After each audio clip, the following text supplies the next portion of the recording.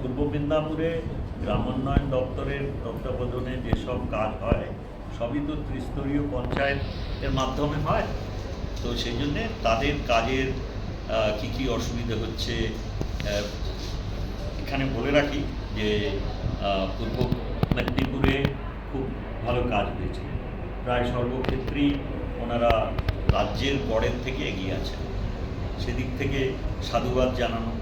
তা সত্ত্বেও কিছু কিছু এলাকায় কোনো কাজে একটু ঘাটতি আছে, সেখানে কেন হচ্ছে অসুবিধে, কী করলে সেখানে আমরা গতি আনতে পারবো, এবং সর্বোপরি যেগুলো ভালো কাজ সেগুলোকে আরও যদি এগিয়ে নিয়ে যাওয়া যায় তাহলে আমরা সারা রাজ্যে নজির সৃষ্টি করতে পারবো। সেই জন্যেই আমরা সব জেলাতে যাচ্ছি, আমাদের গুরুত্ব এতটাই দিচ্ছি আমরা 3জন মন্ত্রী এবং আমাদের সব বরিষ্ঠ আধিকারিক, আমাদের প্রিন্সিপাল সেক্রেটারি নেতৃত্বে সব বরিষ্ঠ রাজ্য স্তরের আধিকারিকরা আসছেন। আর জেলার যারা ছিলেন আপনারা দেখেছেন, জেলা শাসক থেকে আরম্ভ করে সব আধিকারিকরাই ছিলেন যারা এর সঙ্গে যুক্ত, বিডিও অবধি।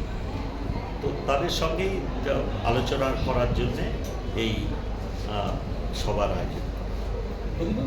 সমন্বয়ের অভাব নিয়ে একটা বৈঠকে জনপ্রতিনিধিরা বলার চেষ্টা করছিলেন যে জনপ্রতিনিধিদের সাথে প্রশাসনিক আধিকারিকদের যেখানে সেগুলো তো আমরা আগে জানতে পারতাম না, এইখানে আলোচনা হচ্ছে বলেই কোনো ক্ষেত্রে যেটা উঠেছে সেটা জেলা শাসকও দেখেছেন, আমরাও বলেছি যে সেখানে যাতে সমন্বয় আরও ভালো করে করা যায়, যেখানে অসুবিধে হচ্ছে সেই জন্যই তো এই আলোচনা। মানে অনেক সমস্যা থাকে, বললে ভালো হতো কিন্তু বলছি না, মানে সেরকম একটা বিরাট নয়, কারণ গড়ে তো কাজ খুব ভালো হচ্ছে, কিন্তু success at times also covers পিটফলস।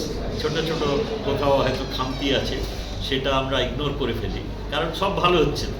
কিন্তু এই ধরনের আলোচনায় কি হয়, ছোট অসুবিধাগুলো আমরা অনুসন্ধান করতে পারি, কারণ কেউ তো ইচ্ছে করে ফেলে রেখেছে এটা আমরা মনে করি না, কিন্তু হয়তো কোনো অসুবিধা আছে, হয়তো বোঝার অসুবিধা আছে, এরকম হয়েছে। কারণ ধরুন একেবারে গ্রাম পঞ্চায়েত স্তর থেকে তো সবাই কাজ করছেন, অনেকে প্রথম গ্রাম পঞ্চায়েতের সদস্য হয়েছেন, তার থেকে নির্বাচিত হয়ে হয়তো পদাধিকারী হয়েছেন, কিন্তু তাদেরও যেরকম লোকালি বোঝান অনেকে সেরকম বুঝে যান, সেটা বোঝারও যদি ভুল হয় সেটাও আমরা এখানে কাটিয়ে দিতে পারি। আর তাছাড়া তো নিজেদের সহকর্মীদের সঙ্গে আলোচনা করে তুমি কীভাবে এগিয়ে আছো, আর আমি তো এটা এইভাবে করি, হয়তো মিটিংয়ে আলোচনা হবে না, আপনাদের নিজেদের ক্ষেত্রে আলোচনা। এই 2 বছরের আউটকাম কীরকম দেখলেন? রাজ্য র্যাঙ্কিংয়ে পূর্ব মেদিনীপুর কত? প্রায় ওপরের, মানে একেবারে ওপরের দিকে আছে। এই জন্যে বলছি, দেখুন এখানে পরিকল্পনার প্রয়োজন। আমি একটা উদাহরণ দিই, আপনারা জানেন 15th ফাইন্যান্স কমিশন, অর্থ ডেভলিউশন হয়, তার 70% আসে গ্রাম পঞ্চায়েতে, 15% যায় পঞ্চায়েত সমিতি, 15% যায় জেলা পরিষদ। এটা বছরে 2 বার আসে। আমাদের গত অর্থবর্ষের যে 15th ফাইন্যান্স কমিশনের অর্থ, শেষ কিস্তিটা ওনাদের হাতে পৌঁছেছে ফেব্রুয়ারি মাসে, অর্থাৎ কিনার 1 মাস বাকি ছিল। তাহলে 1 মাস তো আমাদের টেন্ডার করতে কেটে যায়। এখন তো গ্রাম পঞ্চায়েতেও আমরা বলেছি 2 লক্ষর কমে কোনো স্কিম হবে না, আর কোনো অনলাইন ছাড়া টেন্ডার হবে না। তো 1 মাস যদি চলে যায় তাহলে তো ওই টাকাটা পুরোটাই ফাঁকা পড়ে থাকতো, তাই না, ব্যবহার হতো না। কিন্তু আগের থেকে যদি আমরা পরিকল্পনা করে রাখি যে এইটা আমাদের করতেই হবে, দ্বিতীয় কিস্তির টাকা পেলেই আমরা চট করে এই কাজগুলো করিয়ে নিতে পারবো, তখন কি হলো, আমরা যেই ইন্ডিকেশন পেলাম, চিঠিটা এলো, অর্থ তখনও ট্রান্সফার্ড হয়নি দিল্লি থেকে, আমরা সঙ্গে সঙ্গে জানিয়ে দিলাম টাকা আসছে, তো ওরা তখন অনেকে টেন্ডার ছেড়ে দিয়েছে। এই জন্যে এইখানে 68% খরচা করতে পেরেছেন পূর্ব মেদিনীপুর। পশ্চিম মেদিনীপুরেও এই ধরনের কাছাকাছি খরচা করেছে, কিন্তু পরিকল্পনাটা খুব ভালো ছিল, প্রস্তুতিটা ভালো ছিল, যার জন্য এটা করা। এই 32% কেন খরচ করা গেল না? মানে কি টাকাটা দেবে, আপনি টেন্ডার করবেন কি করে? আগে তো বুঝবেন পুরো আপনার কত আসছে। 68% যে করা গেল সেটাই তো বিরাট ব্যাপার, তাই না? আপনার তো কিছুই খরচা হওয়ার কথা না, আপনাকে তো বললাম। 1 মাস থাকছে। হ্যাঁ, 1 মাস তো 1 মাসে একটা টেন্ডার রিটেন্ডার করে তো তার প্রসেসই আছে একটা টাইম পিরিয়ড। তো এটা কি ইচ্ছাকৃত হবে বলে মনে হয়? কারণ এমনটা লেটে ধরুন সময় ওরা দিচ্ছে না। এখন কেন্দ্র দেখুন, দিচ্ছে না। ইচ্ছাকৃত আমি বললেই তো বলবেন এটা আর রাজনৈতিক মন্তব্য।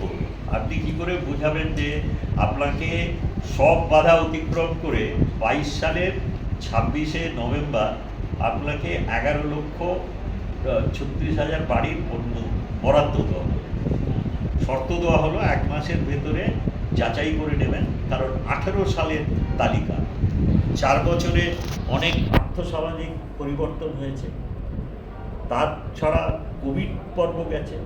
তা আপনারা দেখে নেবেন যাতে যাচাই করে যারা যোগ্য প্রাপক তাদেরই যেন নাম থাকে। ঠিক আছে, আমরা কিন্তু দিবারাত্র এক করে নাম তুলেছেন, তখন কথা দিয়েছেন। 22 সালে আবার যখন নতুন করে যাচাই করালেন পুরো লিস্টটা, সবাইকে আর একবার আশা জাগালেন। এইভাবে আশাহত করা গরিব মানুষ, আর তারপরে প্রাকৃতিক বিপর্যয়ে বিপর্যস্ত মানুষ, মাননীয় মুখ্যমন্ত্রী বললেন যাদের এইভাবে প্রত্যেকবার আশা দিয়ে নিরাশ করা হয়েছে তাদের যদি ভারত সরকার তাদের দেও যে অর্থ তা যদি নভেম্বর 2024 সালের ভেতর না পাঠান, তাহলে আমি রাজ্য থেকে কোনো অর্থ দেবো। যা বলেন তাই করেন, আজ অব্দি কোনো কথার খেলাপ নেই, করে দিলেন। আজকে তো দ্বিতীয় কিস্তির টাকাও দিয়ে দিয়েছে। এটা কি বলবেন? একই কারণ। নাহলে ফেব্রুয়ারি মাসে কেউ অর্থবর্ষের 1 মাস বাকি থাকতে আপনি কোনো টাকা পাঠাবেন? আপনি তো জানেন সেই অর্থ খরচা হবে, তাই না? কিছুই নয়, সবাই বলছে আমরা বলবো, মানে বুঝতেই পারছেন, সব প্রধানরা বলছে, সব পঞ্চায়েত সমিতির সভাপতিরা বলছে, সবাই হাত তুলছে আমরা বলবো আগে। ও বলছে আমি বলবো আগে, ও বলছে আমি বলবো আগে। এই নিয়ে ওদের মধ্যে সেটাকে থামানোর চেষ্টা করা হয়েছে এই পর্যন্ত। বিজেপির বিরোধী দলনেতা রয়েছেন, তিনি অভিযোগ করছেন যে তাদেরকে বলতে দেওয়া হচ্ছে না, এবং তাদের যে অভিযোগ ছিল সেগুলো থেকে সরে যাওয়া হচ্ছে, সেই কারণে না না না, আপনি যদি দেখেন কে বিজেপি কে তৃণমূল আমরা কিন্তু জানি না, আমরা সবাইকেই ডেকেছি এবং সবাই এসছে। এবং তিনি যিনি বলেছেন দলনেতা, বোধহয় বিরোধী দলনেতা পঞ্চায়েত জেলা পরিষদে, তিনি সব থেকে বেশি বলেছেন। আমার মন্ত্রীরা আছে, সব থেকে বেশিবার তিনি উঠেছেন, বেশিবার বলেছেন। এবার অন্যরা সুযোগ পাচ্ছিল না, সেই কারণে ওদের মধ্যে কথা কাটাকাটি হচ্ছিল। এটা একদমই ভুল যে ওদেরকে সুযোগ দেওয়া হয়নি, একদমই ভুল। যতগুলো প্রধান বলেছে আপনি যদি খবর নেন তাতে দেখবেন যে, আমি জানি না, পরে আমি তথ্যটা নিলাম, বিরোধী দল যেখানে আছে প্রধান তারাই বেশি বলেছে, আমরা সবার কথা শুনেছি।